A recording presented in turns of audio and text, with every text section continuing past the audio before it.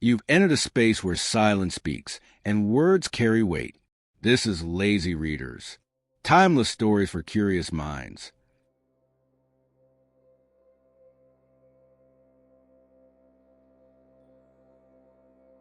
The Fall of the House of Usher by Edgar Allan Poe. Son cœur est en luth suspendu, sitôt qu'on la touche il raison. De Béranger. During the whole of a dull, dark, and soundless day in the autumn of the year, when the clouds hung oppressively low in the heavens, I had been passing alone, on horseback, through a singularly dreary tract of country, and at length found myself, as the shades of the evening drew on, within view of the melancholy House of Usher. I know not how it was, but with the first glimpse of the building, a sense of insufferable gloom pervaded my spirit. I say insufferable, for the feeling was unrelieved by any of that half-pleasurable, because poetic, sentiment with which the mind usually receives even the sternest natural images of the desolate or terrible. I looked upon the scene before me, upon the mere house, and the simple landscape features of the domain, upon the bleak walls, upon the vacant eye-like windows, upon a few rank sedges, and upon a few white trunks of decayed trees, with an utter depression of soul which I can compare to no earthly sensation more properly than to the after-dream of the reveller upon opium, the bitter lapse into everyday life, the hideous dropping off of the veil. There was an iciness, a sinking, a sickening of the heart, an unredeemed dreariness of thought which no goading of the imagination could torture into aught of the sublime. What was it? I paused to think. What was it that so unnerved me in the contemplation of the House of Usher? It was a mystery all insoluble, nor could I grapple with the shadowy fancies that crowded upon me as I pondered. I was forced to fall back upon the unsatisfactory conclusion that while, beyond doubt, there are combinations of very simple natural objects which have the power of thus affecting us, still the analysis of this power lies among considerations beyond our depth. It was possible, I reflected, that a mere different arrangement of the particulars of the scene, of the details of the picture, would be sufficient to modify, or perhaps to annihilate, its capacity for sorrowful impression. And, acting upon this idea, I reined my horse to the precipitous brink of a black and lurid tarn that lay in unruffled lustre by the dwelling, and gazed down, but with a shudder even more thrilling than before, upon the remodelled and inverted images of the grey sedge, and the ghastly tree stems, and the vacant and eye-like windows. Nevertheless, in this mansion of gloom I now proposed to myself a sojourn of some weeks.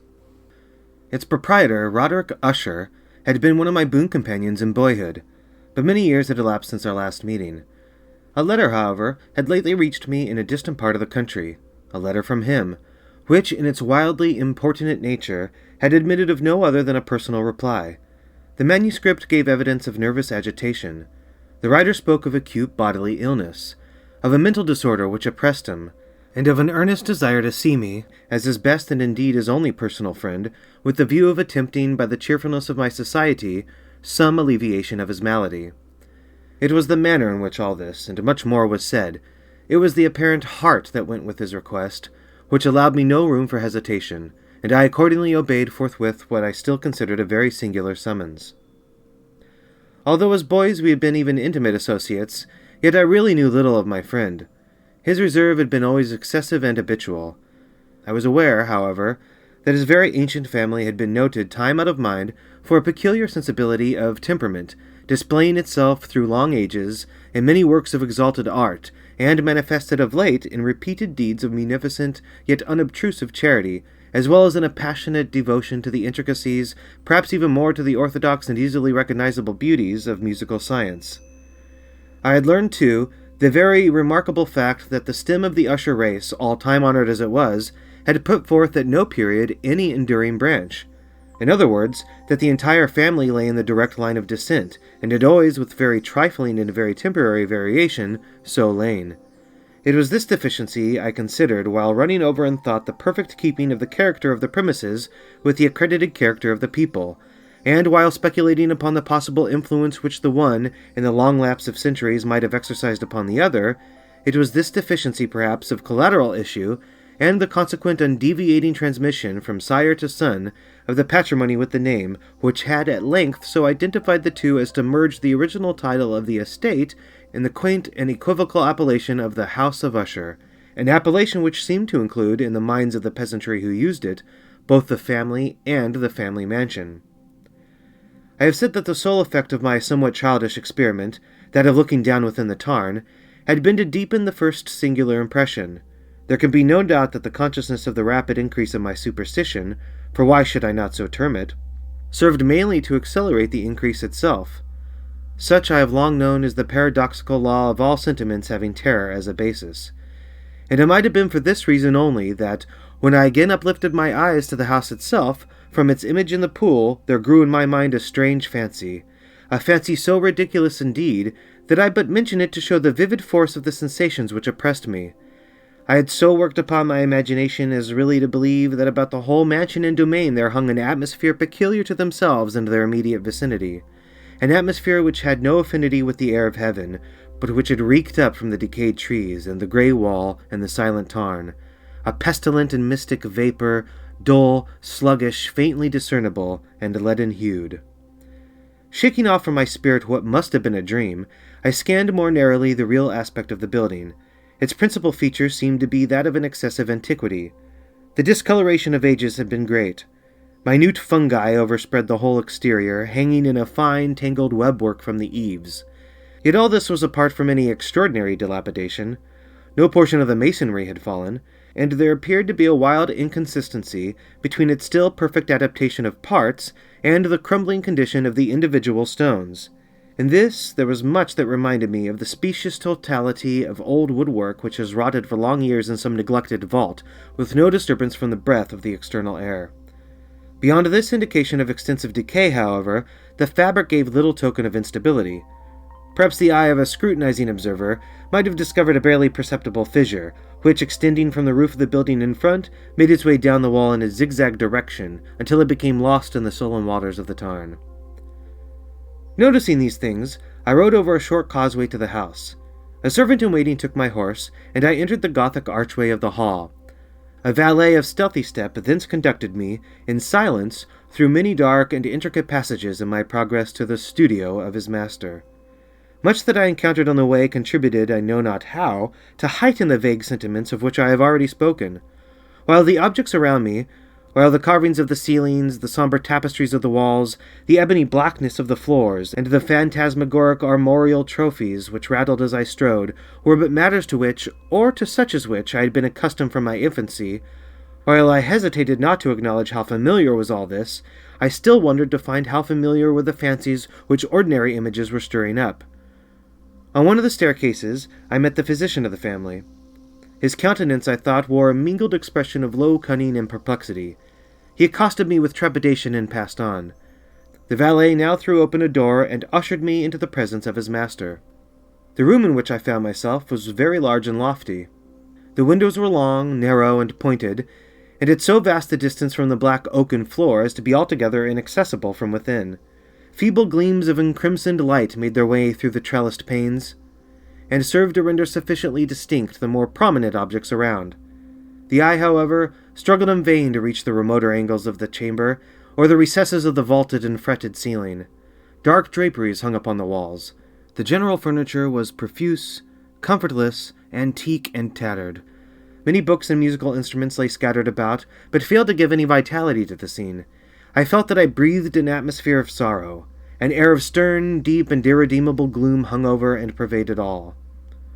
Upon my entrance, Usher rose from a sofa on which he had been lying at full length, and greeted me with a vivacious warmth which had much in it, I at first thought, of an overdone cordiality, of the constrained effort of the ennui man of the world. A glance, however, at his countenance convinced me of his perfect sincerity. We sat down, and for some moments, while he spoke not, I gazed upon him with a feeling half of pity, half of awe. Surely man had never before so terribly altered in so brief a period as had Roderick Usher. It was with difficulty that I could bring myself to admit the identity of the man being before me with the companion of my early boyhood. Yet the character of his face had been at all times remarkable. A cadaverousness of complexion, an eye large, liquid, and luminous beyond comparison, lips somewhat thin and very pallid, but of a surpassingly beautiful curve, a nose of a delicate Hebrew model, but with a breadth of nostril unusual in similar formations, a finely molded chin, speaking, in its want of prominence, of a want of moral energy, hair of a more than web-like softness and tenuity. These features, with an inordinate expansion above the regions of the temple, made up altogether a countenance not easily to be forgotten. And now, in the mere exaggeration of the prevailing character of these features, and of the expression they were wont to convey, lay so much of change that I doubted to whom I spoke. The now ghastly pallor of the skin, and the now miraculous luster of the eye, above all things startled and even awed me. The silken hair, too, had been suffered to grow all unheeded, and as, in its wild gossamer texture, it floated rather than fell about the face, I could not, even with effort, connect its arabesque expression with any idea of simple humanity. In the manner of my friend I was at once struck with an incoherence, an inconsistency, and I soon found this to arise from a series of feeble and futile struggles to overcome an habitual trepidancy, an excessive nervous agitation. For something of this nature I had indeed been prepared, no less by his letter than by reminiscences of certain boyish traits, and by conclusions deduced from his peculiar physical conformation and temperament. His action was alternately vivacious and sullen. His voice varied rapidly from a tremulous indecision, when the animal spirit seemed utterly in abeyance, to that species of energetic concision, that abrupt, weighty, unhurried, and hollow-sounding enunciation, that leaden, self-balanced, and perfectly modulated guttural utterance, which may be observed in the lost drunkard, or the irreclaimable eater of opium during the periods of his most intense excitement. It was thus that he spoke of the object of my visit, of his earnest desire to see me, and of the solace he expected me to afford him. He entered at some length into what he conceived to be the nature of his malady. It was, he said, a constitutional and a family evil, and one for which he despaired to find a remedy. A mere nervous affection, he immediately added, which would undoubtedly soon pass off. It displayed itself in a host of unnatural sensations. Some of these, as he detailed them, interested and bewildered me, although perhaps the terms and the general manner of the narration had their weight. He suffered much from a morbid acuteness of the senses. The most insipid food was alone endurable. He could wear only garments of certain texture. The odors of all flowers were oppressive. His eyes were tortured by even a faint light, and there were but peculiar sounds, and these from stringed instruments, which did not inspire him with horror. To an anomalous species of terror I found him a bounden slave. "I shall perish," said he. "I must perish in this deplorable folly. Thus, and not otherwise shall I be lost. I dread the events of the future, not in themselves but in their results. I shudder at the thought of any, even the most trivial incident, which may operate upon this intolerable agitation of soul. I have indeed no abhorrence of danger, except in its absolute effect, in terror. In this unnerved, in this pitiable condition, I feel that the period will sooner or later arrive when I must abandon life and reason together, in some struggle with the grim phantasm, fear." I learned, moreover, at intervals and through broken and equivocal hints, another singular feature of his mental condition. He was enchained by certain superstitious impressions in regard to the dwelling which he tenanted, and whence, for many years, he had never ventured forth.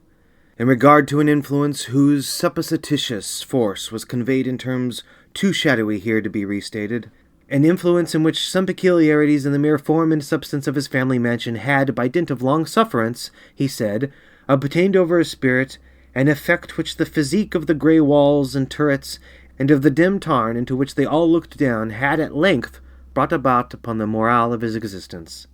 He admitted, however, although with hesitation, that much of the peculiar gloom which thus afflicted him could be traced to a more natural and far more palpable origin, to the severe and long-continued illness, indeed to the evidently approaching dissolution, of a tenderly beloved sister, his sole companion for long years, his last and only relative on earth.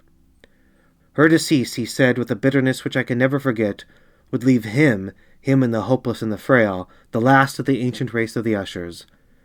While he spoke, the Lady Madeline, for so was she called, passed slowly through a remote portion of the apartment, and, without having noticed my presence, disappeared. I regarded her with an utter astonishment, not unmingled with dread, and yet I found it impossible to account for such feelings.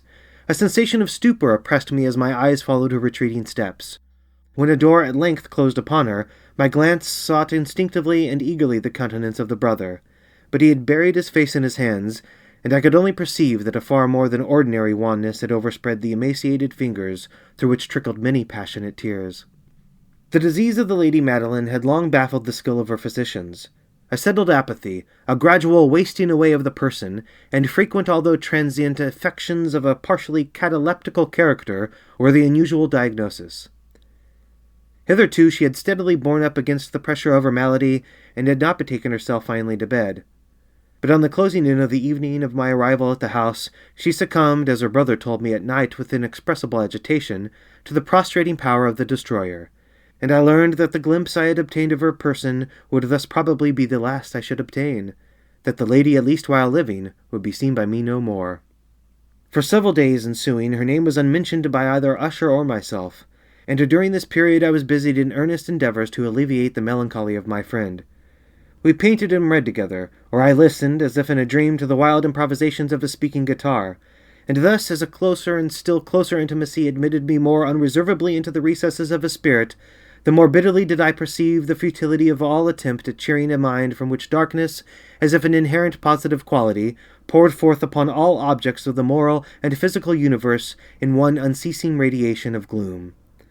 I shall ever bear about me a memory of the many solemn hours I thus spent alone with the master of the House of Usher, yet I should fail in any attempt to convey an idea of the exact character of the studies, or of the occupations in which he involved me or led me the way. An excited and highly distempered ideality threw a sulphureous luster over all. His long improvised dirges will ring forever in my ears. Among other things, I hold painfully in mind a certain singular perversion and amplification of the wild air of the last waltz of von Weber. From the paintings over which his elaborate fancy brooded, and which grew, touch by touch, into vagueness at which I shuddered the more thrillingly, because I shuddered knowing not why, from these paintings, vivid as their images now are before me, I would in vain endeavor to adduce more than a small portion which should lie within the compass of merely written words. By the utter simplicity, by the nakedness of his designs, he arrested and overawed attention.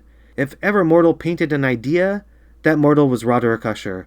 For me, at least, in the circumstances then surrounding me, there arose out of the pure abstractions which the hypochondriac contrived to throw upon his canvas an intensity of intolerable awe, no shadow of which felt I ever yet in the contemplation of the certainly glowing yet too concrete reveries of Fuseli. One of the phantasmagoric conceptions of my friend, partaking not so rigidly of the spirit of abstraction, may be shadowed forth, although feebly, in words. A small picture presented the interior of an immensely long and rectangular vault or tunnel, with low walls, smooth, white, and without interruption or device. Certain accessory points of the design served well to convey the idea that this excavation lay at an exceeding depth below the surface of the earth. No outlet was observed in any portion of its vast extent, and no torch or other artificial source of light was discernible. Yet a flood of intense rays rolled throughout, and bathed the whole in a ghastly and inappropriate splendor. I have just spoken of that morbid condition of the auditory nerve, which rendered all music intolerable to the sufferer, with the exception of certain effects of stringed instruments. It was perhaps the narrow limits to which he thus confined himself upon the guitar which gave birth, in great measure, to the fantastic character of the performances. But the fervid facility of his impromptus could not be so accounted for. They must have been and were in the notes as well as in the words of his wild fantasias, for he not infrequently accompanied himself with rhymed verbal improvisations, the result of that intense mental collectedness and concentration to which I have previously alluded is observable only in particular moments of the highest artificial excitement. The words of one of these rhapsodies I have easily remembered. I was perhaps the more forcibly impressed with it as he gave it, because, in the under or mystic current of its meaning, I fancied that I perceived, and for the first time, a full consciousness on the part of Usher of the tottering of his lofty reason upon her throne. The verses, which were entitled The Haunted Palace, ran very nearly, if not accurately, thus. 1. In the greenest of our valleys, by good angels tenanted, once a fair and stately palace, radiant palace, reared its head. In the monarch thought's dominion, it stood there. Never seraph spread a pinion over fabric half so fair. 2. Banners yellow, glorious golden, on its roof did float and flow. This, all this, was in the olden time long ago. And every gentle air that dallied in that sweet day, along the ramparts plumed and pallid, a winged odor went away. 3. Wanderers in that happy valley through two luminous windows saw spirits moving musically to a lute's well-tuned law. Round about a throne where sitting, Poe for Regine, In state his glory well befitting, the ruler of the realm was seen. 4. And all with pearl and ruby glowing was the fair palace door, through which came flowing, flowing, flowing, and sparkling evermore, a troop of echoes whose sweet duty was but to sing, in voices of surpassing beauty, the wit and wisdom of their king. 5. But evil things in robes of sorrow assailed the monarch's high estate. Ah, let us mourn, for never morrow shall dawn upon him desolate. And round about his home the glory that blushed and bloomed is but a dim remembered story of the old time entombed. 6. And travellers now within that valley through the red litten windows see vast forms that move fantastically to a discordant melody, while like a rapid ghastly river through the pale door a hideous throng will shout forever and laugh but smile no more.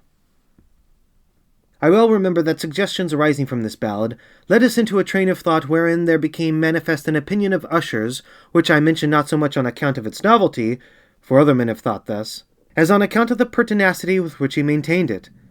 This opinion, in its general form, was that of the sentience of all vegetable things, but in his disordered fancy, the idea had assumed a more daring character, and trespassed under certain conditions upon the kingdom of inorganization. I lack words to express the full extent, or the earnest abandon of his persuasion. The belief, however, was connected, as I have previously hinted, with the grey stones of the home of his forefathers. The conditions of the sentience had been here, he imagined, fulfilled in the method of collocation of these stones, in the order of their arrangement, as well as in that of the many fungi which overspread them, and of the decayed trees which stood around. Above all, in the long undisturbed endurance of this arrangement, and in its reduplication in the still waters of the tarn. Its evidence, the evidence of the sentience, was to be seen, he said, and I here started as he spoke, in the gradual yet certain condensation of an atmosphere of their own about the waters and the walls. The result was discoverable, he added, in that silent yet importunate and terrible influence which for centuries had moulded the destinies of his family, and which had made him what I now saw him, what he was. Such opinions need no comment, and I will make none. The books which for years had formed no small portion of the mental existence of the invalid were, as might be supposed, in strict keeping with this character of phantasm. We pored together over such works as the Ververe Chartreuse of Grisset, the Belphegor of Machiavelli, the Heaven and Hell of Swedenborg, the Subterranean Voyage of Nicholas Klim by Holberg, the Chiromancy of Robert Flood, of Jean d'Andegenet and of de la Chambre, the Journey into the Blue Distance of Tieck, and the City of the Sun of Campanella. One favorite volume was a small octavo edition of the Directorium Inquisitorium by the Dominican Aymeric de Giron, and there were passages in Pomponius Mela about the old African satyrs and Egyptians, over which Usher would sit dreaming for hours. His chief delight, however, was found in the perusal of an exceedingly rare and curious book in quarto Gothic, the Manual of a Forgotten Church, the Vigiliae Mortuorum Secundum Coram Ecclesiae Magentinae. I could not help thinking of the wild ritual of this work, and of its probable influence upon the hypochondriac, when one evening, having informed me abruptly that the Lady Madeline was no more, he stated his intention of preserving her corpse for a fortnight, previously to its final interment, in one of the numerous vaults within the main walls of the building. The worldly reason, however, assigned for this singular proceeding was one which I did not feel at liberty to dispute. The brother had been led to his resolution, so he told me, by consideration of the unusual character of the malady of the deceased, of certain unobtrusive and eager inquiries on the part of our medical men, and of the remote and exposed situation of the burial ground of the family. I will not deny that when I called to mind the sinister countenance of the person whom I met upon the staircase on the day of my arrival at the house, I had no desire to oppose what I regarded as at best but a harmless and by no means an unnatural precaution. At the request of Usher, I personally aided him in the arrangements for the temporary entombment. The body having been encoffined, we two alone bore it to its rest. The vault in which we placed it, and which had been so long unopened that our torches, half smothered in its oppressive atmosphere, gave us little opportunity for investigation, was small, damp, and entirely without means of admission for light. Lying at great depth immediately beneath that portion of the building in which was my own sleeping apartment. It had been used apparently in remote feudal times for the worst purposes of a dungeon keep, and in later days as a place of deposit for powder or some other highly combustible substance, as a portion of its floor and the whole interior of a long archway through which we reached it were carefully sheathed with copper. The door of massive iron had been also similarly protected.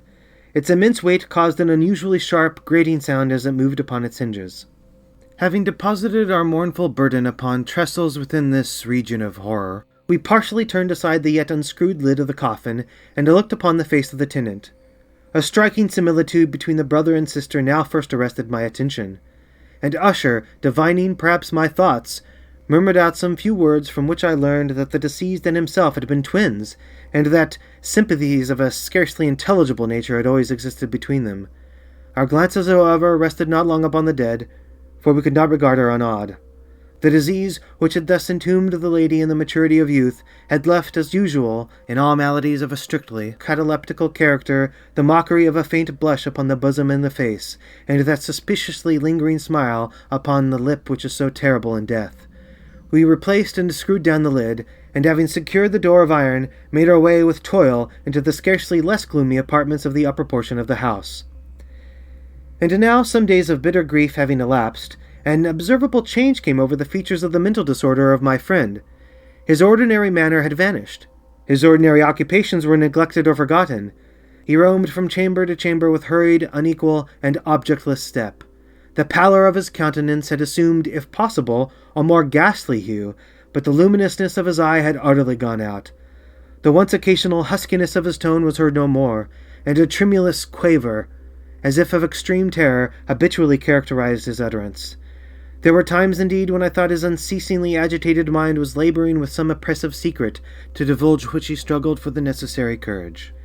At times, again, I was obliged to resolve all into the mere inexplicable vagaries of madness, for I beheld him gazing upon vacancy for long hours in an attitude of the profoundest attention, as if listening to some imaginary sound.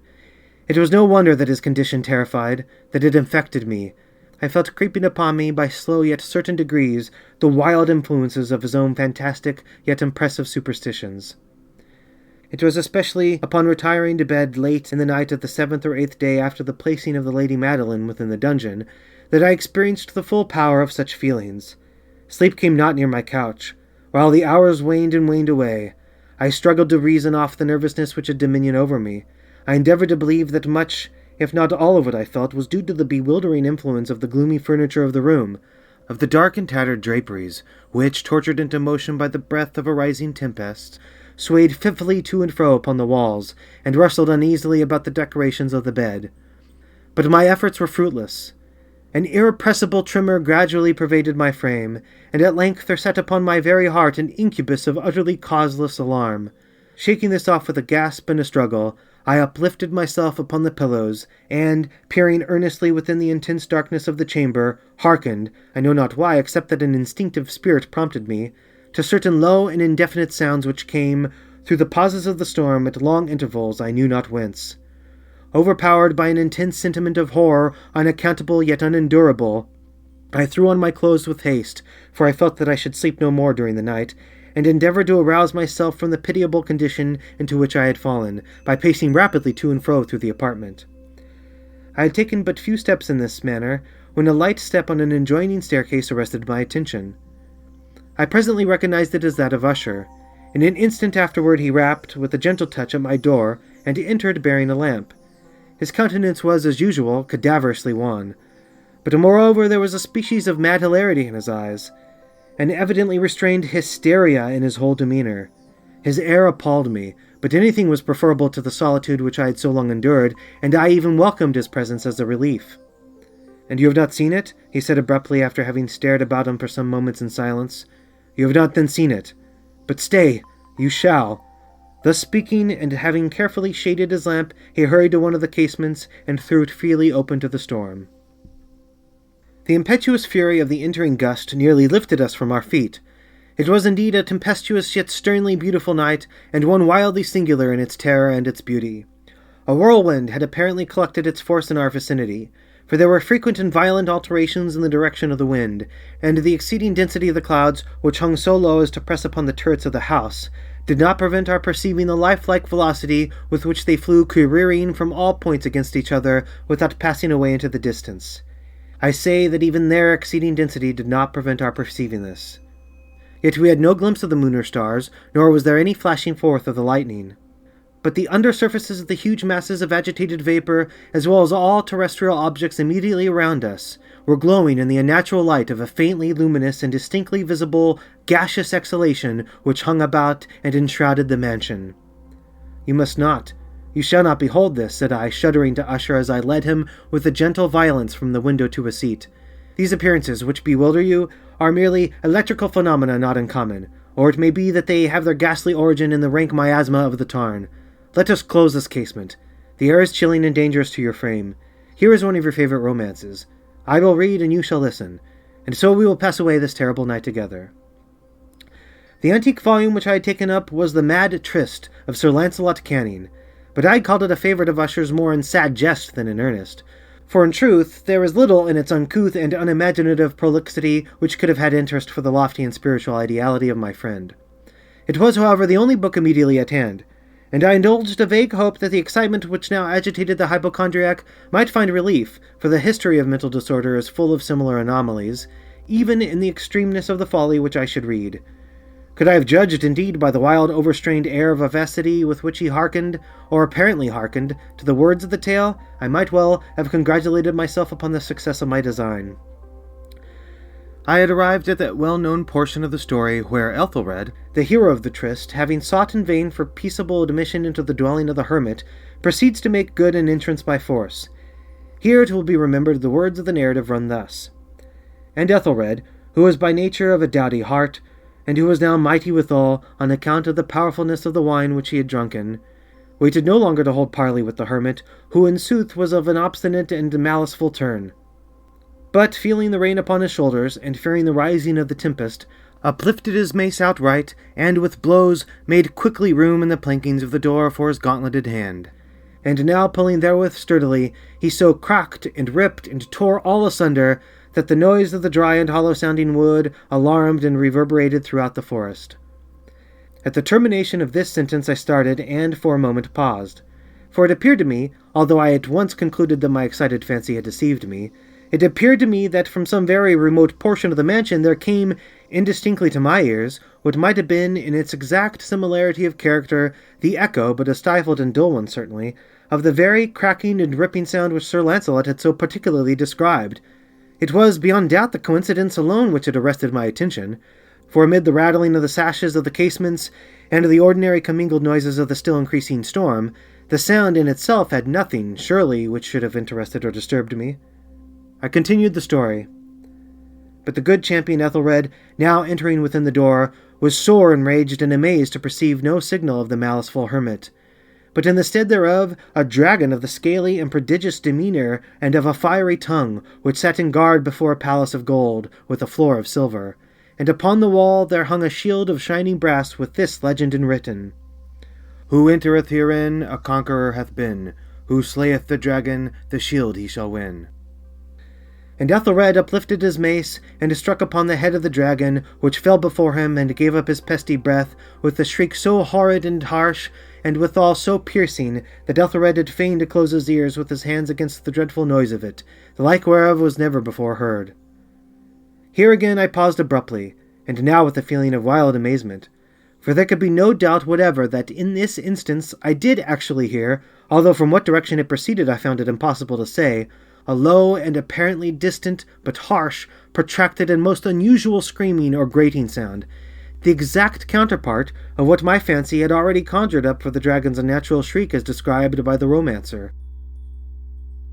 Oppressed as I certainly was, upon the occurrence of this second and most extraordinary coincidence, by 1,000 conflicting sensations, in which wonder and extreme terror were predominant, I still retained sufficient presence of mind to avoid exciting, by any observation, the sensitive nervousness of my companion.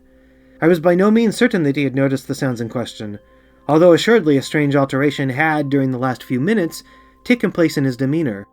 From a position fronting my own, he had gradually brought round his chair, so as to sit with his face to the door of the chamber, and thus I could but partially perceive his features, although I saw that his lips trembled, as if he were murmuring inaudibly. His head had dropped upon his breast, yet I knew that he was not asleep, from the wide and rigid opening of the eye as I caught a glance of it in profile. The motion of his body, too, was at variance with this idea, for he rocked from side to side with a gentle yet constant and uniform sway. Having rapidly taken notice of all this, I resumed the narrative of Sir Launcelot, which thus proceeded. And now the champion, having escaped from the terrible fury of the dragon, bethinking himself of the brazen shield, and of the breaking up of the enchantment which was upon it, removed the carcass from out of the way before him, and approached valorously over the silver pavement of the castle to where the shield was upon the wall, which in sooth tarried not for his full coming, but fell down at his feet upon the silver floor with a mighty great and terrible ringing sound. No sooner had these syllables passed my lips than, as if a shield of brass had indeed at the moment fallen heavily upon the floor of silver, I became aware of a distinct, hollow, metallic and clangorous, yet apparently muffled reverberation. Completely unnerved, I leaped to my feet, but the measured rocking movement of Usher was undisturbed. I rushed to the chair in which he sat. His eyes were bent fixedly before him, and throughout his whole countenance there reigned a stony rigidity. But as I placed my hand upon his shoulder, there came a strong shudder over his whole person. A sickly smile quivered about his lips, and I saw that he spoke in a low, hurried, and gibbering murmur, as if unconscious of my presence. Bending closely over him, I at length drank in the hideous import of his words. Not hear it? Yes, I hear it, and have heard it. Long, many minutes, many hours, many days have I heard it, yet I dared not. Oh, pity me, miserable wretch that I am, I dared not speak. We have put her living in the tomb. Said I not that my senses were acute? I now tell you that I heard her first feeble movements in the hollow coffin. I heard them, many days ago, yet I dared not speak. And now, tonight, Ethelred, the breaking of the hermit's door, and the death cry of the dragon, and the clangor of the shield, say rather the rending of her coffin, and the grating of the iron hinges of her prison, and her struggles within the coppered archway of the vault. Oh, whither shall I fly? Will she not be here anon? Is she not hurrying to upbraid me for my haste? Have I not heard her footstep on the stair? Do I not distinguish that heavy and horrible beating of her heart? Madman!